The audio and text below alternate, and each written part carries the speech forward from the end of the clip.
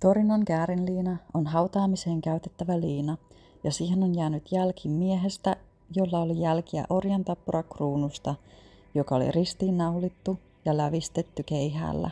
Vuonna 1988, kun käärinliinaa testattiin, tutkijat löysivät, että heidän ottama kyseinen pala oli 1300-luvulta, mutta 2000-luvun alussa Raymond Rogers tutki asiaa uudestaan ja tässä pätkä hänen löydöksistä. Got a call from Ray, and he goes, "This is nonsense. I can prove these people wrong in 5 minutes." And I said, "Well, Ray, go for it." So I read their paper, and I thought, I've got the samples that can shoot that full of holes. So I got out the Ross samples, and I got out the shroud samples, and I went to work again. He discovered that the wrong samples were selected for the dating. He concluded the radiocarbon sample was thus not part of the original cloth and was invalid for determining the age of the shroud. He also calculated a new date between 1300 and 3000 years old. Again, this is from a well-rated, published peer-reviewed journal. Hän löysi, että ne testipalat, joita oli käytetty, ei olleet alun perin osa tätä käärinliinaa, ja hän itse päätyi sellaisen tulokseen, että käärinliina oli 1300–3000 vuotta vanha. Hän teki sellaisen löydöksen, että ainut käärinliinan osa, joka oli maalattu, oli tämä alkuperäinen testikappale, jotta ei se erottuisi alkuperäisestä väristä, koska se oli myöhemmin lisätty siihen. John Brown Georgia Techistä ja Bob Villarreal tukivat myös Raymondin löydöksiä.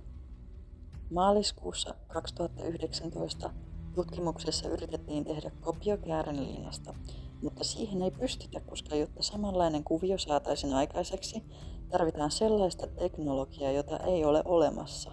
Samanlainen koe tehtiin 2012, ja silloin nähtiin, millainen määrä watteja tarvitaan, jotta voitaisiin luoda edes jonkin verran käärinliinan tapainen kuva. Se näyttäisi jotenkuten täältä. 750 megawattia siis.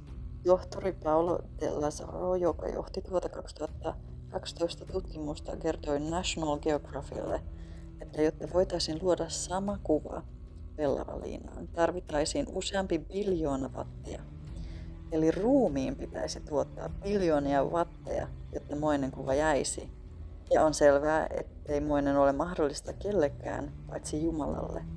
Jeesus on nähty valaistuneena Raamatussa, ja nyt meillä on myös todiste siitä, että Jeesus valaistui myös ylösnousemuksessa. On myös sanottu, että tarvittaisiin 10 000 laaseria, jotta osittain voitaisiin luoda kopio käärinliinasta. Tuo määrä ylittää kaikkien tänä päivänä olemassa olevien ultraviolettivalolähteiden voiman yhteensä. Suurin veritahra on oikealla puolella rintakehää, ja tuo tahra näyttää selkeästi veren ja veden toisistaan erottamista.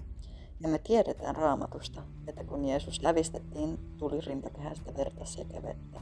Siitepölytutkimukset kertovat myös, että 58 siitepölyhiukkasta löytyy liinasta ja niistä suurin osa on Jerusalemista. Viimeinen mainitsemisen arvoinen asia on Pontius Pilatuksen aikaiset kolikot, joita oli laitettu Jeesuksen silmille, ja niistä on myös jäänyt kuva käärinliinaan.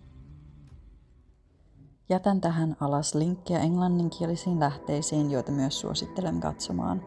Toivon, että tänään päätät seurata Jeesusta, koska huominen ei ole luvattu meistä kellekään.